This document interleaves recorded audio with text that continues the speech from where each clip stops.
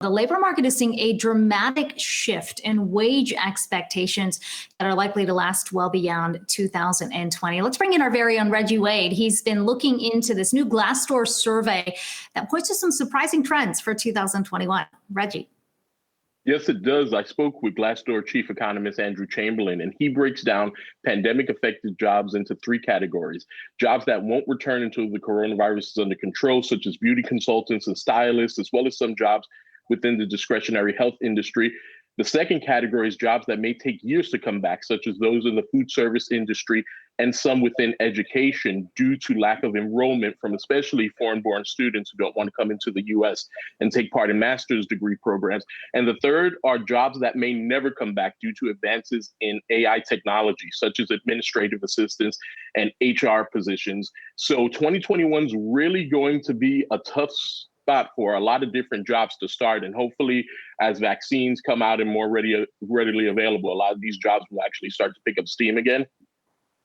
Yeah, Reggie, I mean, when we look at some of the percentage declines in these jobs during the pandemic, you look at chefs, Glassdoor has them down in terms of open October jobs this year versus last year, down 56%. You talked about education getting hit as well. What are some of those jobs that you are seeing impacted in that education space? One, in K through 12 education positions, it's custodial staff, it's counselors. It's not really affecting those in front of the classroom. It's much more of the support staff. So that's where we're going to see the big hit. And as far as higher education goes, there will be a reduction in professors because there is a lack of enrollment. And Chamberlain says this may take years for the higher education system to reverse.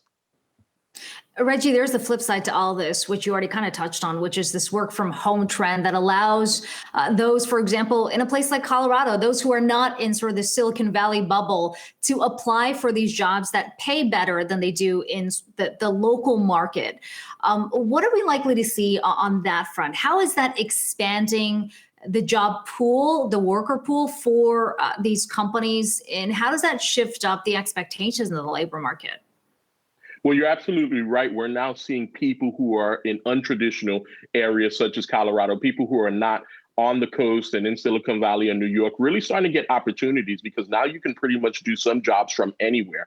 The downside to that is people who did work in Silicon Valley and New York will most likely see some sort of a pay decrease because part of the incentive in paying those jobs is because they had to live in these high price areas. But now that so many people have left these areas, gone back to their hometowns, particularly in the Midwest, the companies are saying, listen, we don't have to pay you that much because you're not living in these expensive areas. So for some people, this is actually a good thing. It brings more opportunity. But for those who are used to seeing those higher paychecks due to the cities they lived in, they're actually going to see a decline. And we see the flip side of that as well, is these companies increasingly look to hire outside of the U.S. because now they can with so many of these jobs being remote. Reggie Wade, thanks so much for bringing us that survey. Thank you.